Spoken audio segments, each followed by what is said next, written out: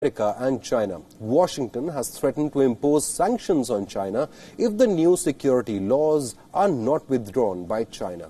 China, in fact, has now warned the United States of countermeasures over trading threats. Beijing has said that it will take, quote-unquote, every necessary measure to protect its interests. U.S. National Security Advisor Robert O'Brien warned that the new law could cost the city the preferential trading status.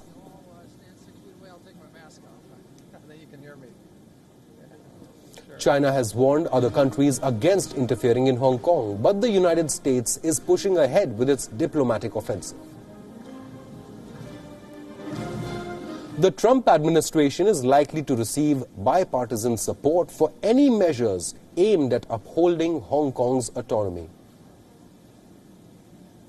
On Sunday, National Security Advisor Robert O'Brien rallied the American public against China's new security laws. He asked Americans to keep an eye on the pro-democracy protests in the city-state. O'Brien expressed solidarity with the protesters and urged China to reconsider its move. Thank you all very much. Have a great day.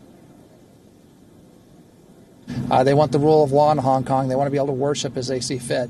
All of that could potentially be taken away if the Chinese Communist Party insists on ramming this national security law through. So, look, our hearts are with them. We hope for the best, and we strongly encourage China, the mainland China, not to impose this law in Hong Kong. If they do, I can't see Hong Kong remaining an Asian financial center the way it has been for many, many years. The last statement from O'Brien is especially important. He says that Hong Kong will not remain the financial center of Asia if China goes ahead with this national security law proposal. This can be interpreted as a direct warning of economic sanctions on China and Hong Kong.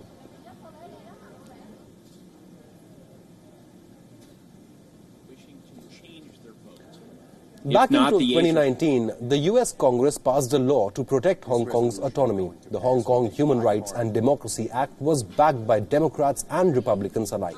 The law requires the U.S. government to impose sanctions on Hong Kong and China if the city's autonomy is violated.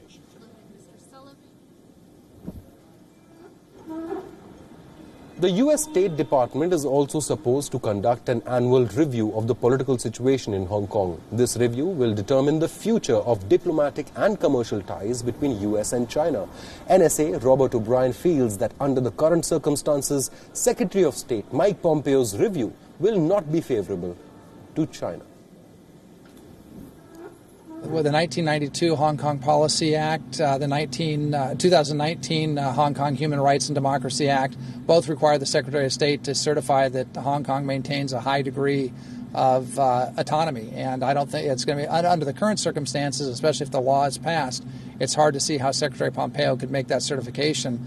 If he fails to make that certification, there are consequences that come with it, sanctions and others. Revoking Hong Kong's special status would be a big blow to the city. More than 1,300 American companies have established operations in Hong Kong. U.S. investment in Hong Kong stands at $82 billion, and bilateral trade accounts for nearly $67 billion annually. Currently, Hong Kong is treated as a separate entity from mainland China. But if the special status is revoked, it could be the end of luxuries like visa-free travel and low tariffs. Tensions between Washington and Beijing have also cast a shadow over the trade deal between U.S. and China. Phase 1 of the deal has already been signed. China has vowed to uphold its obligations as part of the agreement, but further progress on this front appears unlikely.